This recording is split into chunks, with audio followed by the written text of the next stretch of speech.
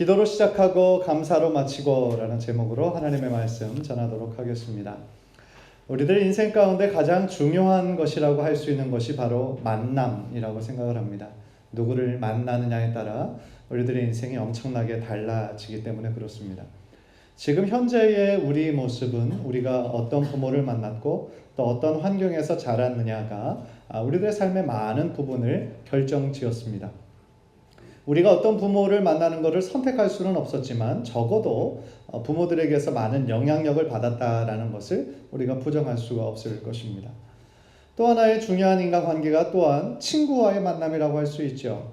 그래서 옛 영어 속담에 보면은 사귀는 친구를 보면 그 사람을 알 수 있다는 아주 익숙한 속담이 있습니다. 즉 그 사람의 사람됨을 보기 위해서는 그 주변 사람들을 보면 어느 정도 알 수 있다라는 뜻입니다. 함께하는 시간이 많으면 많을수록 서로 영향을 주고 또 영향을 받기 때문에 그렇죠. 이런 여러 만남과 함께 가장 중요한 만남이라고 할 수 있는 것이 바로 배우자와의 만남입니다. 어떤 배우자를 만나느냐에 따라서 자신의 인생뿐만 아니라 또한 장차 태어날 후손들의 삶까지도 결정지을 수 있는 만남이기 때문에 그렇죠. 그래서 옛말에 결혼은 일륜지 대사다라는 말을 많이 했습니다. 오늘 본문은 바로 그 만남, 그 중요한 만남의 이야기를 하고 있습니다. 아브라함이 그토록 사랑하는 아내 사라가 죽고 아브라함도 지금 많이 노쇠했을 때의 이야기입니다. 그래서 자신의 사랑하는 그 언약의 아들 이삭의 배우자를 지금 골라야 할 텐데 이것을 어떻게 해야 되는지 고민하면서 자신의 집에서 오랫동안 함께했던 신실한 노종을 보내면서 또한 생기는 여러 가지 감동적인 이야기들 우리들에게 들려주고 있습니다.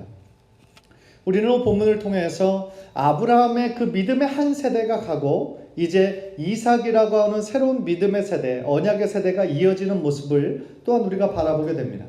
또한 이런 역사적인 전환점 한가운데서 아브라함의 신실함뿐 아니라 이 노종의 신실함이라는 모습이 또한 우리들에게 명확하게 드러나게 됩니다.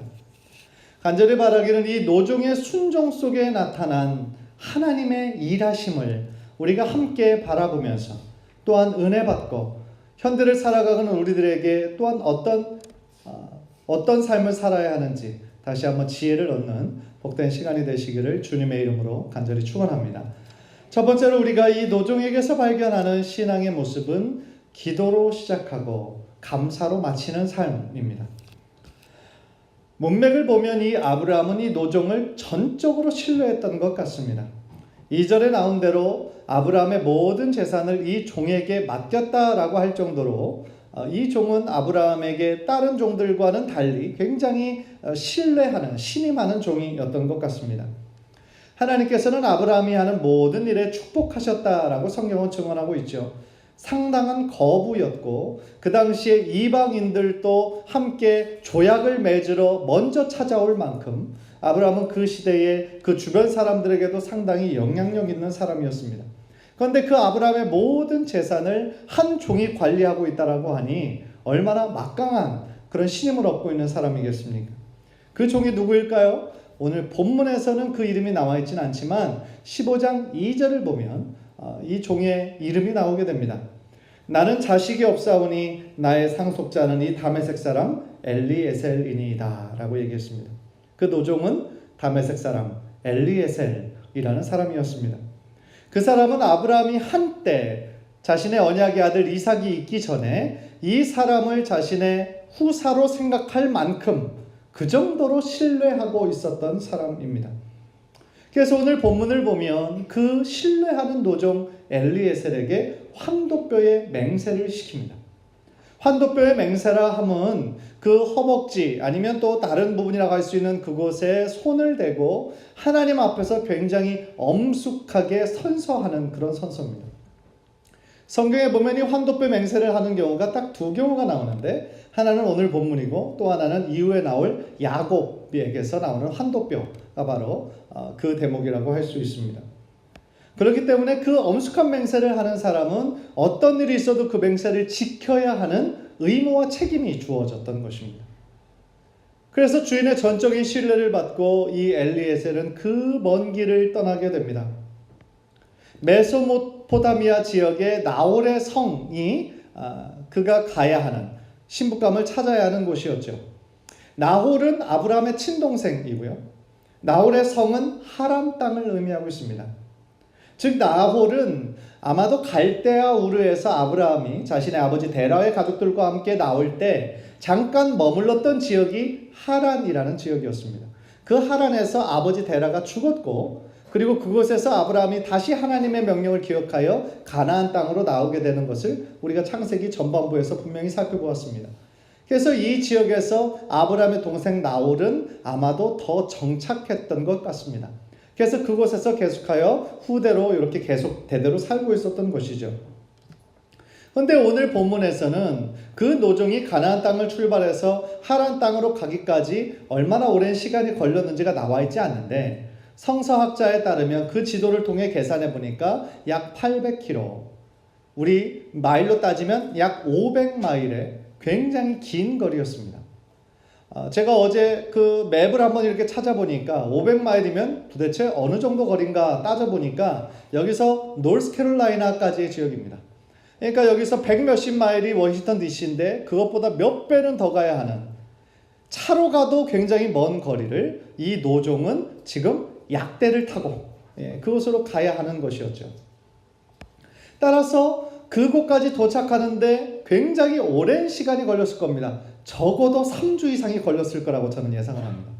3주 이상, 거의 한 달 가까이 그 광야의 길을 지나서 그곳에 도착했으니까 얼마나 지쳤겠습니까?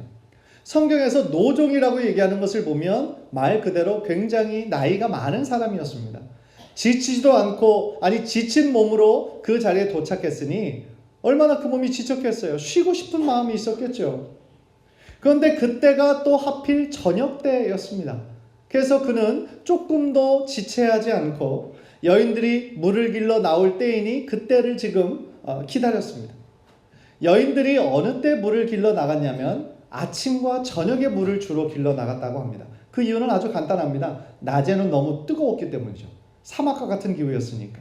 그러니까 요한복음 3장에 나오는 사마리아 성 여인이 낮에 물을 길러 나왔다라고 하는 것은 무슨 얘기입니까? 아무도 물을 길러 나가지 않는 그때 마주치기 싫어서 그때 나왔다라는 것이죠. 그래서 보통 여인들은 아침과 저녁에 이용해서 그 물을 길러 나갔습니다. 여기까지는 한 노종의 이 주인의 말에 정말 전적으로 복종하는 충성스러운 모습을 우리가 발견하게 됩니다. 그러나 그 사람을 더욱더 특별하게 만드는 점은 뭐냐면 다음 행동에서 확연히 드러납니다.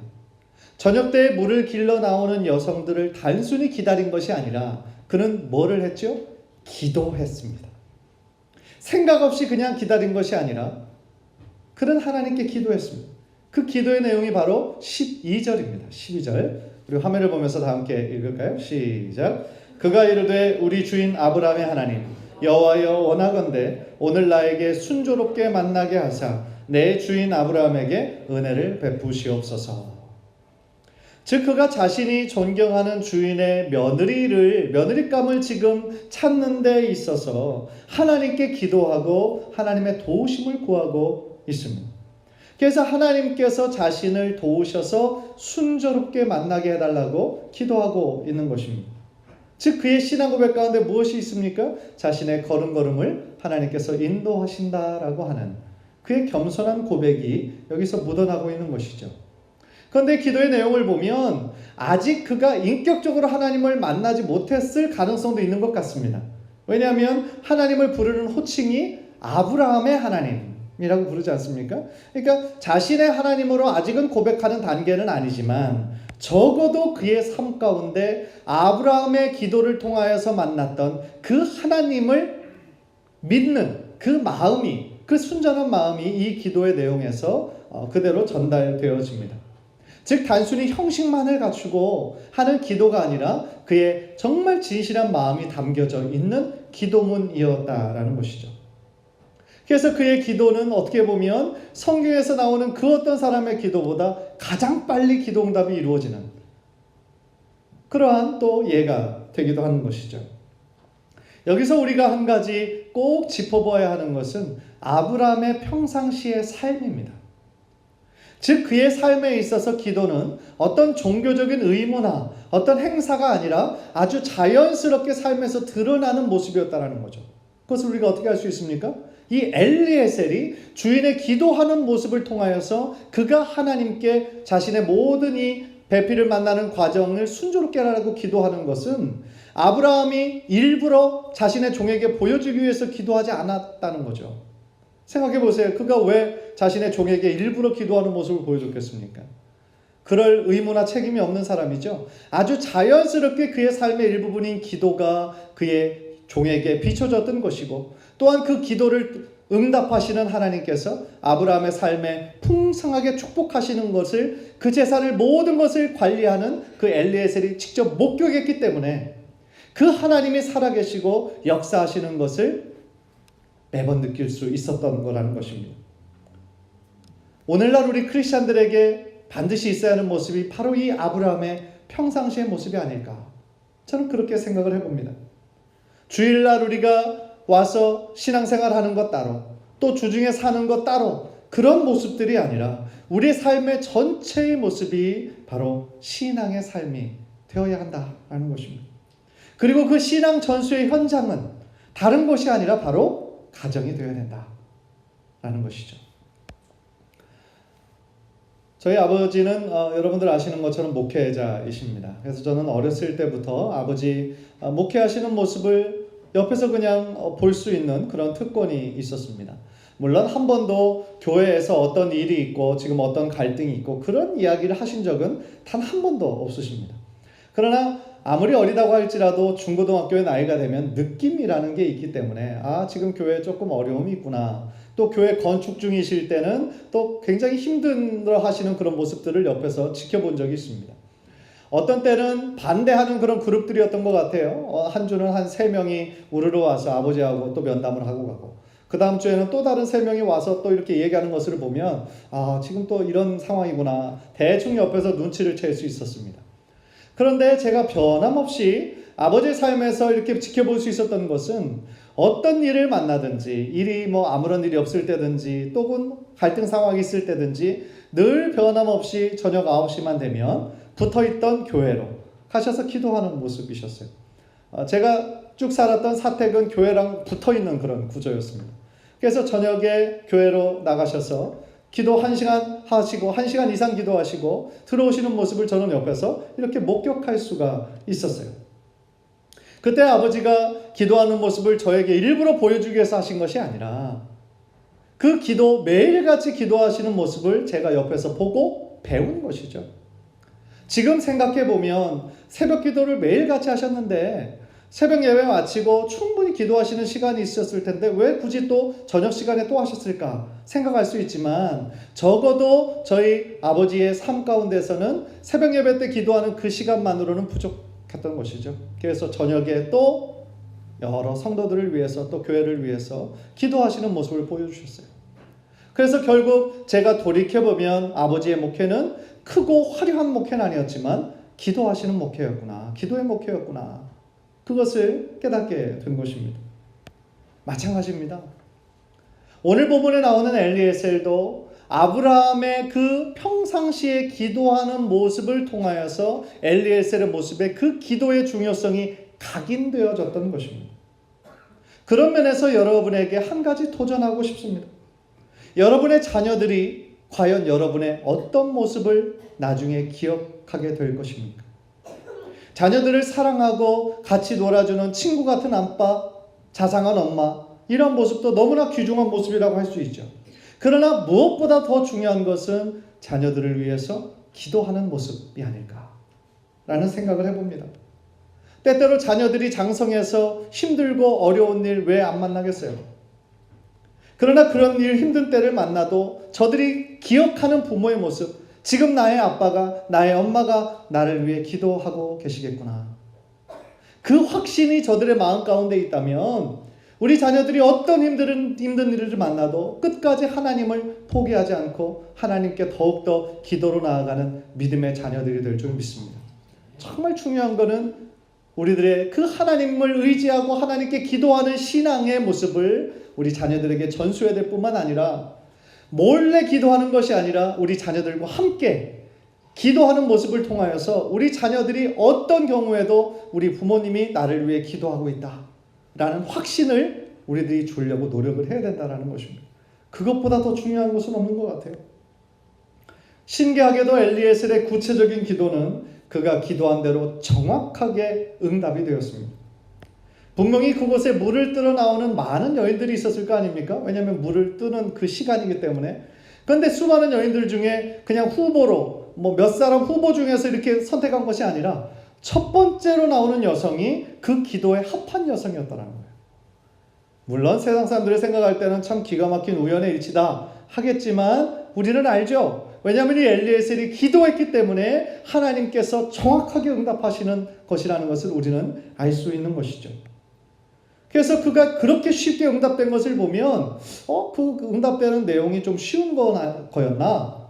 라고 우리가 예상하기 쉽지만 사실은 그 내용을 따져보면 절대로 쉽지 않은 내용이었어요. 14절 보십시오. 제가 읽겠습니다. 한 소녀에게 이르기를 청하건대 너는 물동이를 기울여 나로 마시게 하라 하리니 그의 대답이 마시라 내가 당신의 낙타에게도 마시게 하리라 하면 그는 주께서 주의 종 이삭을 위하여 정하신 자라 이로 말미암아 주께서 내 주인에게 은혜 베푸심을 내가 알겠나이다.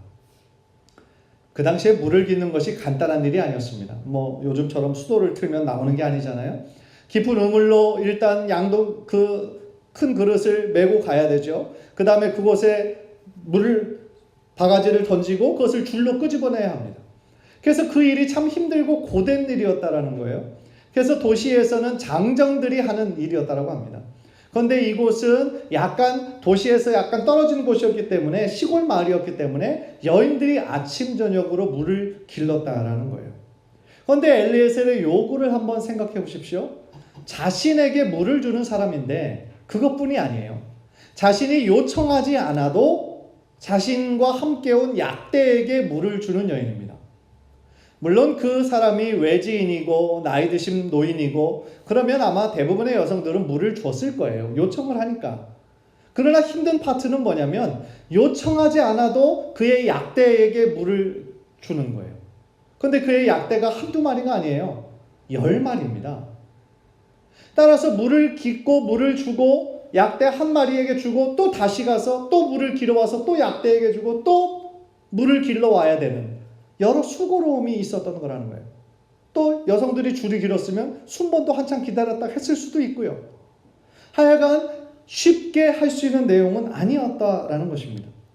그런데 이렇게 찾기 어려웠던 그 여성을 단 한 번에 만나게 해주신 거예요. 엘리에셀이 얼마나 속으로 기뻤겠습니까? 그러나 내색하지 않으면서 그 여성의 이름을 묻고 또 내가 오늘 유숙할 수 있는지를 묻죠. 누구의 딸인지를 확인하고 싶었을 것이고 또한 결혼을 했는지 안 했는지의 유무도 아마 확인하고 싶었겠죠. 그래서 24절을 보면 나는 밀가가 나홀에게 낳은 아들 부두엘의 딸이니이다 라고 대답합니다. 밀가는 아까 아브라함의 누구라고 그랬어요? 동생이라고 그랬죠. 그러니까 한 번에 기가 막히게 아브라함의 친족에서 믿음의 가족에게서 만날 수 있었다는 거예요. 얼마나 신기한 일입니까? 중요한 것은 그 다음 엘리에셀의 반응이에요. 26절 27절 보면 이에 그 사람이 머리를 숙여 여호와께 경배하고 이르되 나의 주인 아브라함의 하나님 여호와를 찬송하나이다. 나의 주인에게 주의 사랑과 성실을 그치지 아니하셨사오며 여호와께서 길에서 나를 인도하사 내 주인의 동생 집에 이르게 하셨나이다 하니라. 무슨 얘기예요? 자신의 그 기도에 응답하신 하나님께 감사와 찬양을 올려드리고 있는 것입니다. 제가 강조하고 싶은 것은 이 엘리에셀의 이 신앙인 거예요. 이 중요한 일을 실천하는 데 있어서 제일 먼저 뭘로 시작했어요? 기도로 시작하고 하나님께서 그 기도에 응답하신 것을 그가 확신하게 되었을 때 어떻게 했어요? 하나님께 감사하는 그 신앙의 모습을 우리가 본받고 싶은 거죠. 무슨 뜻입니까? 하나님이 이루어 주셨다라는 거죠. 자신이 기도했던 내용을 본인이 기도했을 때 과연 이게 얼마 만에 이루어질까 하는 마음이 있었을 거예요. 지금 여성들이 많이 왔지만 자신에게 물을 주지만 약대에게 물을 주지 않는 여성들이 많을 거라 예상했겠죠. 아마 그날 못 찾을 가능성도 있었겠죠.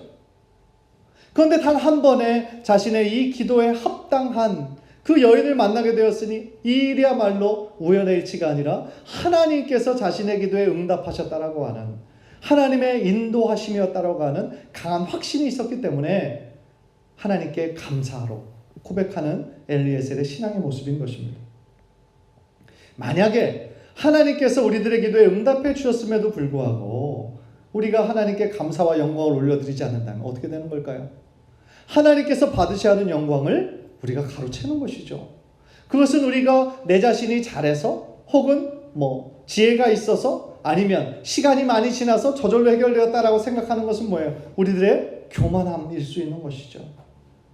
얼마나 하나님께서 보시기에 그것은 악한 일이겠습니까? 사랑하는 성도 여러분, 지금 우리는 2019년 연초부터 한 가지 캠페인을 벌이고 있어요. 말씀으로 하루를 열고 감사로 하루를 닫는. 그래서 바이블 타임으로 아침을 시작하고 감사 노트로 밤을 마무리하는 그 캠페인을 벌이고 있습니다. 여러분들 얼마나 지금 실천하고 계십니까? 사실 마음 같아서는 손 들어보세요 하고 싶지만 그렇게 할 수는 없고, 그런데 그 운동 캠페인을 우리가 실천을 했다면 사실은 이 오늘의 설교 제목은 우리가 이미 실천하고 있는 거예요. 그렇지 않습니까? 바이블 타임 우리가 읽고 또 마친 이후에 하나님께 기도하잖아요. 이 말씀대로 말씀을 깨닫게 해주시고 또 오늘 읽은 말씀대로 실천하게 해달라고 우리가 기도합니다. 그리고 저녁에 우리가 잠자리에 들기 전에 또 하나님께서 오늘 나에게 행하신 일들을 기억하면서 세 가지 감사의 노트를 적으면 어떻게 돼요? 자연스럽게 하루가 감사로 마치게 되는 것이죠. 기도로 시작하고 감사로 마치게 되는 삶. 우리가 캠페인대로 그것을 쭉 하고 있다면 이미 우리는 실천하고 있는 것입니다. 얼마나 감사한 일입니까? 사랑하는 성도 여러분, 하나님은 우리의 기도에 응답하시기를 기뻐하시는 분이세요. 우리가 기도할 때 하나님 들으시고 하나님의 시간에 하나님의 방법으로 역사하시기를 기뻐하시는 분이세요. 하나님은 인색한 분이 아니세요. 우리가 더 많이 무조건 하고 계속 자꾸 우리를 넘어뜨리고 우리를 약올리는 그런 하나님이 아니에요. 하나님은 이미 우리들에게 주실 축복을 예비해 놓고 계세요. 풍성한 은혜로 우리들에게 채워주시기를 원하는데 중요한 건 무엇입니까? 우리가 계속하며 두드리고 찾고 우리가 하나님을 찾지 않는 우리들의 게으름이 문제인 것이죠. 따라서 우리들의 삶에 수많은 일을 하는 데 있어서 오늘 본문의 엘리에셀처럼 무엇보다도 기도로 시작하고 하나님께 간구함으로 나아가고 또한 하나님께서 그 기도의 응답을 들어주셨을 때 감사함으로 하나님을 기억하고 하나님께 찬양과 영광 올려드리시는 저와 여러분 되시기를 주님의 이름으로 간절히 축원합니다. 두 번째로 엘리에셀의 고백 가운데 어떤 고백이 나오냐면 하나님께서 나의 길을 인도하셨다라고 하는 아주 중요한 신앙적인 원리가 나와 있습니다. 27절 우리 한번 다 함께 화면을 통해 읽을까요? 시작. 여호와께서 길에서 나를 인도하사 내 주인의 동생 집에 이르게 하셨나이다. 하나님께서 자신의 발걸음을 인도하셨다라는 거예요. 사실 당연하죠. 아까도 말씀드렸잖아요. 500마일의 그 길을 그 옛날에 수많은 도적대들 또한 밤에는 기온이 떨어지고 또한 수많은 들짐승들이 있고 정말 하나님의 인도하심 아니면 500마일이 되는 거리를 무사히 도착하기도 힘든 거죠. 또한 그가 기도했던 그 배필을 찾는 것도 아까도 말씀드렸던 것처럼 절대로 쉽지 않은 내용이거든요. 그런데 그 쉽지 않은 내용을 단번에 하나님이 예배 놓으신 짝을 단번에 만나게 하셨으니 그 모든 것이 하나님의 인도하심이었다라고 고백할 수밖에 없는 것입니다. 그런데 또 하나 중요한 것은 이 엘리에셀의 기도뿐만 아니라 엘리에셀이 출발하는 그 순간부터 기도했던 아브라함의 중보가 있었다는 거예요. 우리가 그것을 놓치기가 쉽거든요. 그런데 7절을 보십시오. 7절 하늘의 하나님 여호와께서 나를 내 아버지의 집과 내 고향 땅에서 떠나게 하시고 내게 말씀하시며 내게 맹세하여 이르시기를 이 땅을 내 씨에게 주리라 하셨으니 그가 그 사자를 너보다 앞서 보내실지라 네가 거기서 내 아들을 위하여 아내를 택할지니라. 아멘. 아브라함의 이 말이 엘리에셀의 질문에 답하면서 나온 답이거든요. 엘리에셀이 어떤 질문을 했냐면 주인이시여 만약에 그 지역에서 하란에서 어떤 배필을 찾긴 찾았는데 이곳으로 오지 않으면 그러면 혹시 이삭이 그곳으로 가서 결혼해서 그곳에 살 수 있는 가능성은 있습니까? 그렇게 물어본 거죠. 사실은 굉장히 합리적인 질문이었어요. 왜냐하면 가나안과 하란은 500마일 떨어진 곳입니다. 굉장히 먼 지역이에요.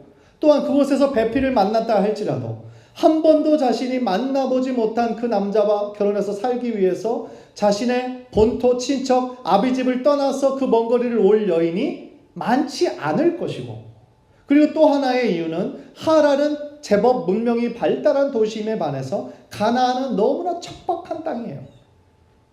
그러니까 어떤 좋은 여성을 만났다 할지라도 그 엘리에셀을 따라서 이곳으로 가나안 땅 미지의 땅으로 오는 것이 참 힘든 내용이었잖아요. 그러니까 엘리에셀이 아브라함에게 그렇게 하실 수 있는 거냐고 물어보는 거예요. 그런데 그 질문에 아브라함은 뭐라고 얘기합니까? 단호하게 아니다 라고 대답을 합니다. 그 이유는 뭐예요? 자신의 본토 친척 아비집을 떠나서 갈대우르를 떠나 이곳 가나안으로 오시게 하시니까 누구십니까? 하나님이시잖아요. 하나님께서 분명히 자기와 자기 후손에게 주시겠다 약속하신 땅이 어디입니까? 바로 그곳 가나안이잖아요. 따라서 아브라함은 그의 마음 가운데 자신의 아들이 결혼하는 것이 중요한 일이지만 그것이 다시 하나님 땅으로 돌아가는 것이 하나님의 뜻이 아님을 너무나 명백하게 알고 있었던 것입니다. 따라서 하나님께서 반드시 너보다 먼저 앞서서 그곳에서 배필을 마련해 주실 것이고 너의 걸음걸음을 인도해 주실 것이다. 왜냐하면 그것이 하나님의 선하신 뜻이니까 라고 확신했던 것입니다.